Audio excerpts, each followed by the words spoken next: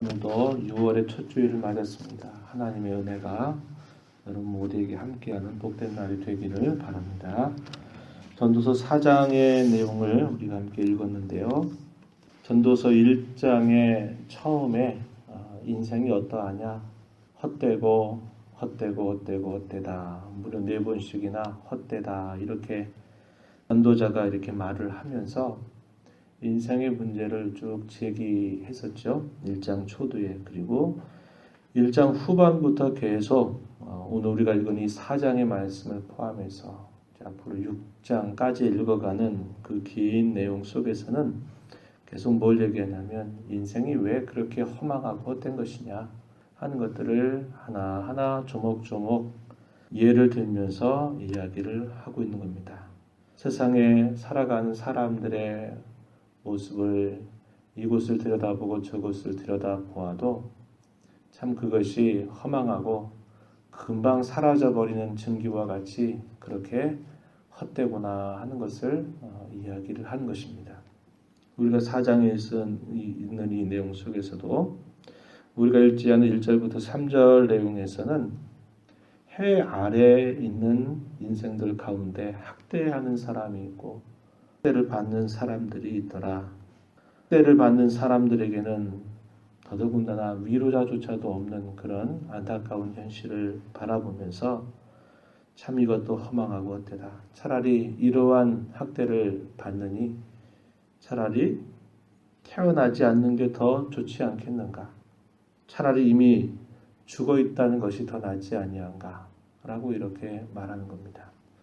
문제는 발생하는데 그 문제를 도대체 어떻게 해결해야 될지 해결되지 않는 그러한 현실을 보면서 비애감을 이렇게 표현하고 있는 내용들로 볼 수 있겠고요.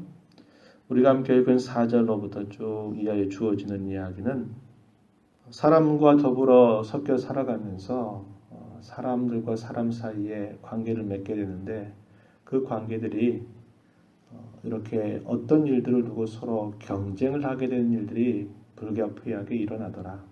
적당한 경쟁을 하는 것은 서로에게 어떤 도움이 될 수 있고 발전의 어떤 밑발판이 될 수 있겠지만 과도하게 경쟁을 하는 것들은 결국 서로에게 시기와 질투와 다툼을 일으키게 된다라는 것을 이야기하는 겁니다. 그래서 수고를 그렇게 많이 하고 참 재주를 많이 가지고 있어도 그것 때문에 칭송받는 게 아니라 그것 때문에 이웃에게 오히려 시기를 받는 그런 일들이 일어나더라 이렇게 말하는 겁니다. 그래서 차라리 두 손에 많은 걸 가지고 있고 수고하는 그런 것보다도 차라리 한 손에만 가지고 있다 하더라도 평온한 것이 더 낫더라 이런 이야기를 하는 겁니다. 우리가 인생을 살면서 아니면 주변에 있는 사람들로부터 흔히 들을 수 있는 이야기죠. 돈을 많이 가지고 있고 재능도 많은데 끊임없이 시기와 질투와 다툼이 일어나는 것보다 조금 적어도 그런 것 없이 평온하게 지내는 게 더 낫지 않나 이런 생각을 사람들은 하곤 하는 것이죠. 또 이런 경우도 이야기합니다. 7절 8절에 보면은 이런 표현들을 하시잖아요. 우리 옛 어른 중에서 나는 평생 일만 해왔는데 그 일한 것도 다 나를 위해서 한 게 아니라 다 남을 위해서 해왔는데 남는 게 아무것도 없더라. 그냥 지나치게 일만 하다가 내 인생 다 살아왔다. 허망하다. 이런 이야기 하는 경우들을 우리가 가끔 들어보죠. 마치 그런 겁니다. 홀로 있기 때문에 자기는 자기 먹고 살려는 벌이만 해도 될 텐데 계속 그 수고가 끝이 없고 자기 행복을 위해서는 뭔가 하지도 못한 채 그저 남을 위해서만 평생 수고하고 애를 써왔다 이 말이죠. 그것도 뭐라고 말하냐면 8절 끝자락에 보면 불행한 노고다. 수고를 해왔는데 그건 참 불행한 노고다. 이렇게 또 표현을 하고 있는 겁니다. 성경은 말해요. 내가 일할 수 있는 것, 그것은 하나님께서 우리 인생들에게 주신 선물입니다. 선물이에요. 분명한 선물임에도 불구하고 그 일하는 것 자체는 그 자체가 목적이 아닌 거죠. 고린도서 10장 31절에 너희가 먹든지 마시든지 무엇을 하든지 다 하나님의 영광을 위해서 해라. 하나님이 우리 인생들에게 수고라고 하는 일할 수 있다고 하는 선물을 주신 것은 분명한데 그 자체를 그저 목적으로 그 일의 노예처럼 그 일하는 것 자체가 마치 인생의 전부인 것처럼 열심히 앞만 보고 살아와도 그것도 참으로 불행한 도구에 지나지 않는다 이 말이죠. 우리에게 일의 선물을 주신 것, 노동할 수 있는 것을 주신 것은 그분을 위해서, 그분의 영광을 위해서 수단으로 하나님께서 우리에게 주신 것임을 우리에게 또 생각하게 해주는 내용들이 되겠죠. 9절부터 12절에서는 이렇게 서로가 경쟁하고 애를 쓰고 하는 것보다도 자기 혼자 살아가는 게 아니라 사람이 서로 협력하고 서로 도와서 함께 일을 할 수 있고 함께 더불어 할 수 있다면 혼자 하는 것보다 얼마나 좋지 아니한가. 그래서 서로 돕고 서로 힘을 모아 사는 것이 더 좋은 일이다 하는 이야기들을 쭉 해주고 있는 겁니다. 그래서 우리가 이 부분들을 가끔 인용하는 부분이죠. 세 겹줄은 쉽게 끊어지지 아니한다. 한 사람이면 패하겠지만 두 사람이면 맞설 수 있다. 혼자 누우면은 아니지만 따뜻하지 않지만 두 사람이 함께 누우면 따뜻하다.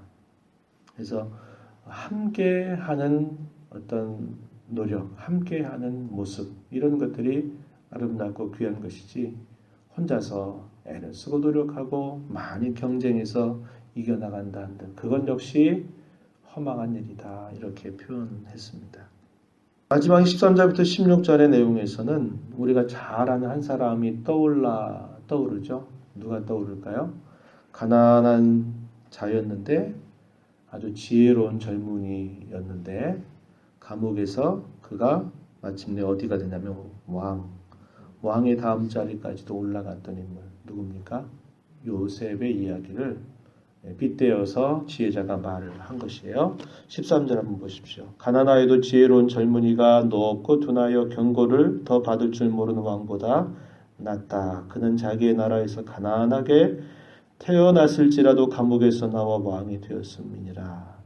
내가 본즉 해 아래서 다니는 인생들이 왕의 다음 자리에 있다가 왕을 대신하여 일어난 젊은이와 함께 있고 그의 치를 받는 모든 백성들이 무수하였을지라도 후에 오는 자들은 그를 기뻐하지 아니하더라. 이렇게 표현했어요. 잘하는 이야기입니다. 그죠? 요셉이 고난과 어려움 가운데서 이렇게 고난을 당하다가 그가 하나님의 극적인 섭리로 애굽의 총리의 자리에 오르게 됐지만 실제적으로는 왕의 자리를 그가 차지하게 됩니다. 그래서 그를 통해서 이방의 군주에게도 인정받는 사람이 되었고 또 자기 백성들을 건져내는 큰 역할들을 감당하죠. 그런데 이것도 역시 영원히 계속되는 게 아니었습니다. 애굽의 새로운 왕조가 바뀌게 되면서 이 왕조가 어떻게 하냐면 이들을 가만히 두었다가는 우리 민족의 어떤 자체가 위태롭겠다 생각하고는 이스라엘 백성들을 어떻게 하나요? 종으로 삼아서 고된 노역으로 그들을 괴롭히는 일이 된 겁니다. 그래서 이것이 명성을 얻고 성공하고 번영을 다 얻었지만 그래서 사람들로부터 칭송도 받고 칭찬도 받고 했지만 그러나 그것도 잠시 잠깐일 뿐이더라. 그 다음에 오는 사람들은 그것을 기뻐하지 아니했다. 이렇게 이야기하는 겁니다. 이것을 요셉의 이야기지만 또 그러한 경우들이 역사 속에서 많이 있었겠죠. 많이 있었을 것입니다. 그러한 일들을 봐도 명성이라고 하는 것, 성공이라고 하는 것, 번영이라고 하는 것도 잠깐 그것이 좋을 수는 있지만 그것도 계속되는 게 아니더라. 이렇게 또 이야기하는 것입니다. 물론 이러한 표현 속에는 솔로몬 자신이 그가 얼마나 큰 성공과 번영과 또 지혜를 가지고 있었나요? 그럼에도 불구하고 자기 자신의 모습을 돌아보아도 이것조차도 그렇게 큰 가치를 주는 게 아니라 허망하더라 이렇게 이야기하는 그의 고백도 이런 표현 속에서 우리가 확인해 볼 수 있다는 겁니다. 그래서 해 아래 살아가는 우리 모든 인생들의 여러 다양한 면모들을 조목조목 살펴보지만 역시 그것도 헛되더라. 잠시 잠깐일 뿐이더라. 이렇게 이야기하는 것이고요. 해 아래에서 일어나는 수많은 불의와 그런 죄의 문제들이 이곳저곳에서 다 드러나도 그 문제 자체는 해결할 능력이 없더라. 이렇게 말하는 겁니다. 들여다봐서 이런 불의한 일들이 일어나고 있구나. 이런 학대와 억압이 일어나고 있구나를 살펴보아도 그 일을 어떻게 해결할 그러한 능력이 없는 그런 현실들을 또 보게 되면서 비애감을 느끼는 그런 모습들이 표현되기도 한다 이 말이죠. 이게 누구 이야기입니까? 우리가 살고 있는 이 세상의 이야기입니다. 이야기예요. 지금 그 부분을 이야기하는 거죠. 모순처럼 보이는 그런 현실 또 그러한 현실의 허망함이 과연 어디에서 시작됐을까요? 하나님을 떠남으로 시작된 것입니다. 연줄이 끊어져 버린 그래서 정처 없이 날아가게 되는 그 연처럼 하나님에게서 떠난 인생들, 죄와 부패로 얼룩져진 인생들에게 주어진 그런 근본적인 문제, 해결될 수 없는 그런 문제임을 우리는 살펴보게 되는 거죠. 그래서 그러한 죄와 부패로부터 건져주신 하나님의 은혜를 우리는 다시 한번 깊이 생각하게 되는 것이고요. 해 아래 사는 짧은 인생의 우리의 마음을 거기에 두고 사는 것이 참 헛되고 허망한 일임을 우리는 배우게 되는 겁니다. 우리의 역사 가운데서 일하시는 하나님의 주권, 그분의 섭리, 그것을 믿고 그분과 더불어 함께하는 것, 그분과 더불어 교제하는 것, 하나님과 친밀하게 지내는 것처럼 가치 있는 일은 없다. 이 사실을 우리는 다시 한번 발견하게 되는 것입니다. 오늘 하나님께서 우리에게 또 변함없이 복된 주의를 허락하셔서 흩어져 살던 저희들 한 자리에 모아서 예배 가운데 행하는 찬송과 기도와 또 말씀을 통해서 우리를 만나시려고 찾아오시는 주님을 우리가 오늘도 기쁨으로 맞고 또 그분과의 관계를 회복하고 그 안에서 참된 안식과 기쁨을 누리는 복된 하루가 되기를 진심으로 바랍니다. 하나님 아버지 감사합니다. 우리의 인생들을 돌아보면 돌아볼수록 참으로 영원하고 가치 있는 것이 없는 잠시 잠깐의 그러한 삶의 모습임을 우리가 늘 살펴보게 됩니다.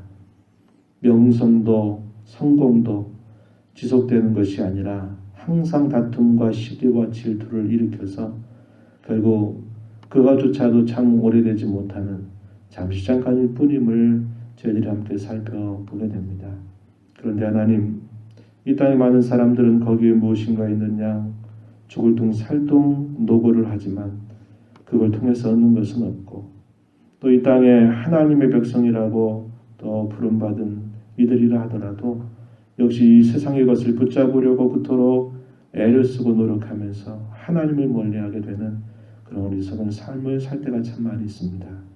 하나님 오늘 저희에게 주시는 이 지혜로운 말씀을 다시 한번 마음에 되새기며 우리의 짧은 인생 가운데서 이 땅에 진정한 소망과 의미와 가치를 누지 아니하고 하나님 안에 참된 가치와 즐거움과 만족이 있음을 기억하며 오늘도 하나님을 찾고 부르며 또 하나님을 간절하게 사모하는 저희들의 모습이 되도록 인도하여 주옵소서. 복된 주일 주셨사오니 우리 모든 성도들이 우리 가운데 찾아오신 하나님을 배움는 복된 날이 될 수 있도록 인도하여 주옵소서. 은혜의 보좌 앞에 나와 간구하는 모든 심령들에게 풍성한 은혜를 더하여 주시옵소서. 예수님 귀하신 이름으로 기도하옵나이다. 아멘.